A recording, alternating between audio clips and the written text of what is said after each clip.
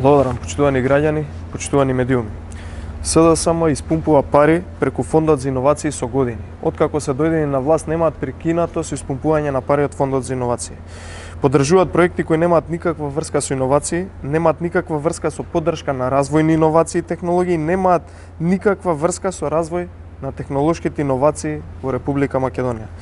Доделување буџетски пари за рецепта за пица, односно доделување 40.000 евра за рецепта за пица, Пинса Романа, која е најпозната пица во Италија и која што има на сите, рецептата има на сите преварувачи на интернет, нема никаква врска со иновации и нема никаква врска со нешто што е ново и што е измислено тука во Република Македонија или иновирано.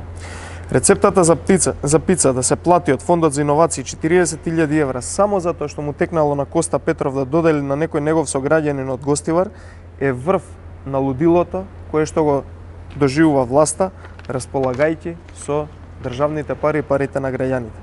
Вчера, во нивниот демант, криејќи се зад некои флоскули и евалуаторски комисии, никаде не негира дека доделиле пари за рецепта за пица, никаде не негира дека доделиле пари на партиски човек близок до Заев од Струмица и од нивната структура, никаде не негира дека доделиле пари на нивен поранешен директор на Фондот за здравство.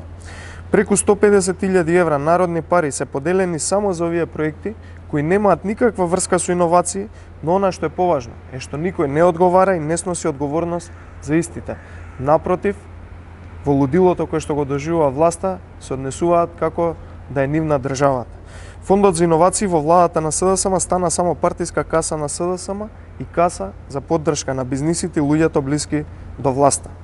Граѓаните се свесни за сите овие сомнителни трансакции и помоши од страна на државата кон фирмите и луѓето блиски до СДСМ. Граѓаните се свесни за сето она што се случува. Јасно е, СДСМ само испумпува државни пари преку институциите и за тоа еден ден ќе одговараат. Сега би сакал да одговорам на две прашања кои што пристигна електронски до прес-центарот на ВМРО-ДПМН. Тоа е што очекувате од Бугарија и спорот за кој што се водат разговори. Многу едноставно, кога Зоран Заев е подготвен да даде 3 министерства и скоро 50 државни институции, директорски места од институции, само за да ја задржи фотелјата и за да добие 3 пратеника и да продолжи понатака да краде како што тоа го прави до сега, јасно е дека ќе потпише се што Бугарија ќе му сервира. Ова ќе биде круната на неговите порази на Република Македонија и ВМРО-ДПМН од сега кажува дека нема да почитува било каков штетен договор кон Република Македонија. И второто прашање, дали ќе продолжи соработката помеѓу Алтернатива и ВМРО-ДПМН на локално ниво.